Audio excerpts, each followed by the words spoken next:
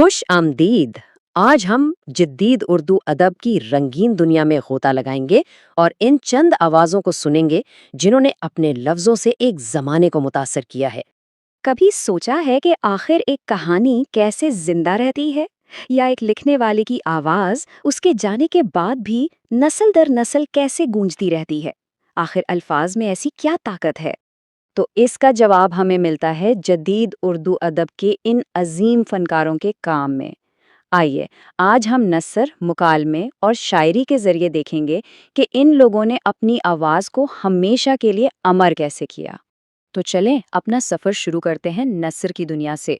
और इस सफ़र में हमारे पहले रहनुमा हैं मेहदी अफादी, जिनका कलम आज भी हमारे जहनों को रोशन करता है।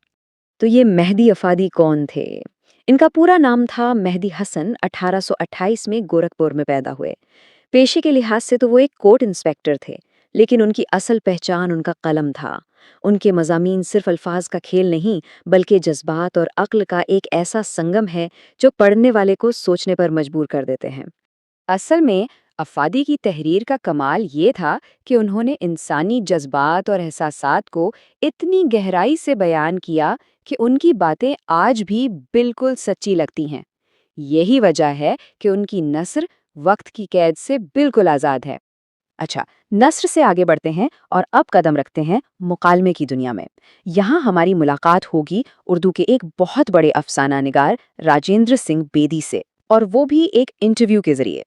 ये हैं राजेंद्र सिंह बेदी, उर्दू अफसाने की दुनिया का एक बहुत बड़ा नाम। इनके बारे में कहा जाता है कि वो लफ्ज़ों से हकीकत को ऐसे तराशते थे जैसे कोई संगतराश पत्थर से मूरत बना देता है। बेदी साहब की बात सुनने से पहले जरा ये समझ लें कि अदबी इंटरव्यू होता क्या है।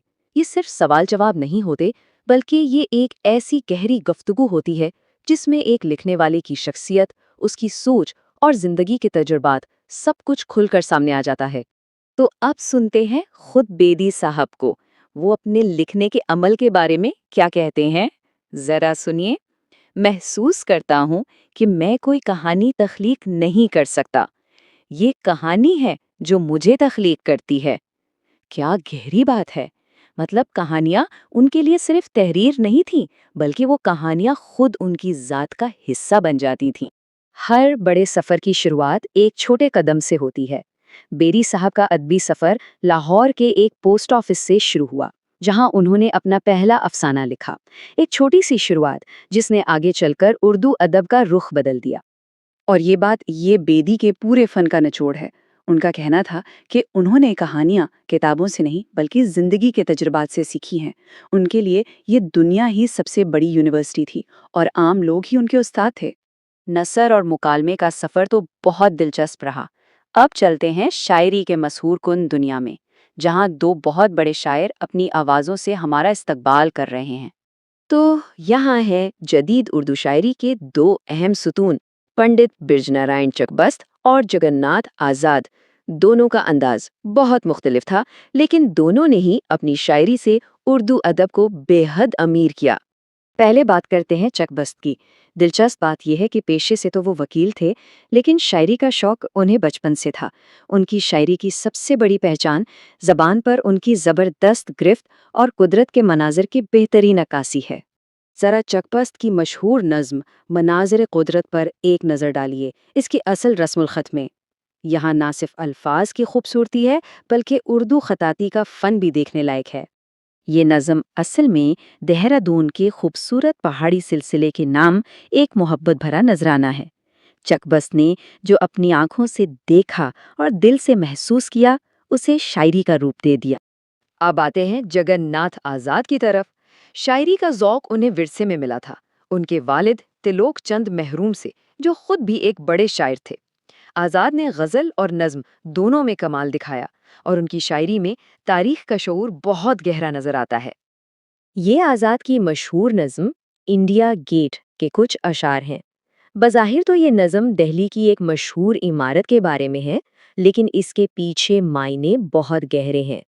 यानी शायर की नज़र में इंडिया गेट सिर्फ पत्थरों की एक इमारत नहीं, बल्कि ये हिंदुस्तान की तारीख, उसके लोगों की कुर्बानियों और एक कौम की रूह की जिंदा अलामत है। तो हमने نثر کی گہرائی دیکھی، مکالمے کی سچائی کو محسوس کیا اور شاعری کی بلندیوں کو چھوا۔ آئیے اب ان تمام دھاگوں کو جوڑ کر ایک مکمل تصویر بناتے ہیں۔ تو اس پورے سفر کا خلاصہ کیا ہے؟ دیکھیں، ہر ادیب کا اپنا ایک الگ انداز تھا۔